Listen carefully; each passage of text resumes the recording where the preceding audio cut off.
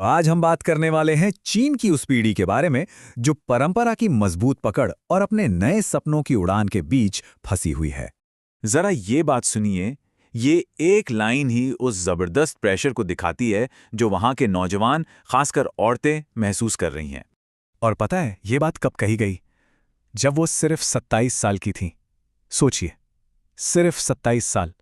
बस ये एक नंबर सामाजिक दबाव की इस बड़ी सी बात को एक इंसानी कहानी बना देता है जिससे हम सब कहीं ना कहीं जुड़ सकते हैं। तो सवाल यही उठता है कि आज के चीन में जवान होने का मतलब आखिर है क्या?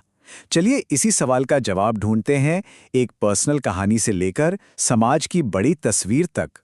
तो सबसे पहले बात करते हैं शादी की और उस जबरदस्त प्रेशर की जो समाज और परिवार की तरफ से आता है घर बसाने के लिए। और देखिए, ये प्रेशर कोई हवाई बात नहीं है, ये तो उम्र के साथ जुड़ा है। कई लोगों के लिए 24 साल का होना सिर्फ बर्थडे नहीं बल्कि एक डेडलाइन जैसा है जिसके बाद घर वालों की चिंता बहुत ज्यादा बढ़ जाती है।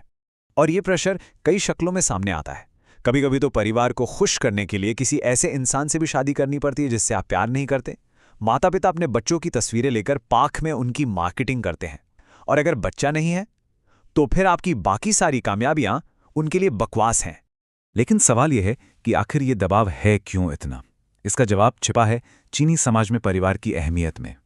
इसे ऐसे समझिए कि चीन में हर चीज का सेंटर आपका परिवार होता है। वहीं से आपका सोशल और प्रोफेशनल नेटवर्क बनता है। मतलब अक्सर ग्रुप की जरूरतें एक इंसान की जरूरतों से ज्यादा जरूरी हो जाती हैं। और इस प्रेशर के पीछे न सिर्फ संस्कृति नहीं बल्कि कुछ गहरे आर्थिक और सामाजिक डर भी हैं। वहां कोई बहुत मजबूत सोशल वेलफेयर सिस्टम नहीं है, तो बुढ़ापे में लोग अपने बच्चों पर ही निर्भर रहते हैं। माँ बाप को लगता है कि अकेला बच्चा दुनिया का सामना करने के लिए काफी मजबूत नहीं है। उनके लिए परिवार ही एकमात्र असली सुरक्षा है। तो यहाँ पे ना दो रास्ते एकदम साफ दिखते हैं। एक तरफ है पारंपरिक रास्ता जिसमें उम्मीद की जाती है कि औरत घर का काम करेगी, और दूसरी तरफ है आज का सपना जो कहता है कि अगर आपके पास अपना पैसा है तो आपकी अपनी आवाज है। ये दो दुनियाओं का सीधा टकराव है। लेकिन इस परंपरा के सामने एक जबरदस्त ताकत भी खड़ी हो रही है, और वो है नए मौकों की दुनिया, करियर, पढ़ाई और पर्सनल आजादी के मौके जो आज की पीढ़ी को एक बिल्कुल अलग दिशा में खींच रहे हैं। और इसके कई उदाहरण हैं। लोग अपने सपनों के लिए विदेश जा रहे हैं। कोई फिनलैंड में म्यूजिक पढ़ रहा है तो कोई स्वीडन में अपना बिजनेस शुरू कर रहा है। ये वो लोग हैं जो अपने घर से, अपनी संस्कृति से बहुत दूर निकल आए हैं। एक इंसान ने कहा, आप यहाँ कोई भी संभावना बना सकते हैं, जो चाहे कर सकते हैं, और मुझे लगता है कि मैं सच में आज़ाद हूँ। ये लाइन उस आज़ादी की फीलिंग को दिखाती है जो इन पारंपरिक बंधनों से बाहर निकलकर महसूस होती है। तो अब देखते हैं कि ये पीढ़ी इन दो अलग अलग दुनियाओं को मिला कैसे रही है।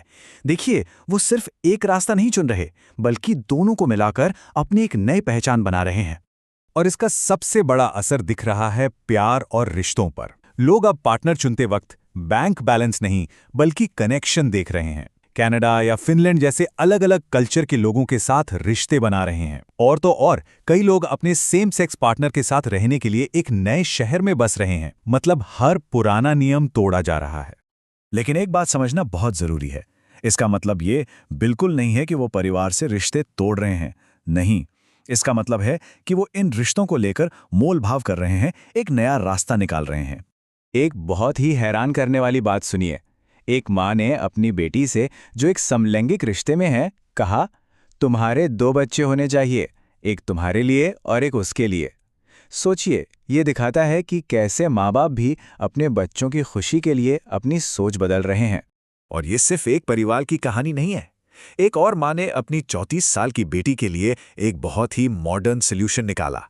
उस माँ ने अपनी बेटी से कहा, मेरे पास तुम्हारे लिए पैसे तैयार हैं, तुम स्पर्म सेंटर जा सकती हो और जिसे चाहो चुन सकती हो। ये बात शादी और बच्चों के पारंपरिक रास्ते से कितना अलग है ना? तो इसका नतीजा क्या होता है? एक दोहरी पहचान। शहर में वो एक मॉडर्न प्रोफेशनल हैं, लेकिन जब घर वापस जाते हैं तो एक अच्छी लड़की बनकर रहना पड़ता है। अपनी आज़ादी और परिवार की जिम्मेदारी के बीच एक बैलेंस बनाना पड़ता है। तो आखिर में हम ये कह सकते हैं कि ये एक ऐसा भविष्य है जो अभी लिखा जा रहा है। कोई आसान जवाब नहीं है, ये एक समाज है, एक पीढ़ी है जो सच में एक बड़े बदलाव के दौर से गुजर रही है।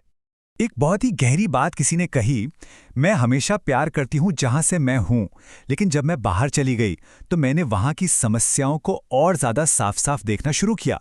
मतलब दूरी आपको नफरत नहीं सिखाती, बल्कि अपने देश को और बेहतर तरीके से समझने का नज़रिया देती है।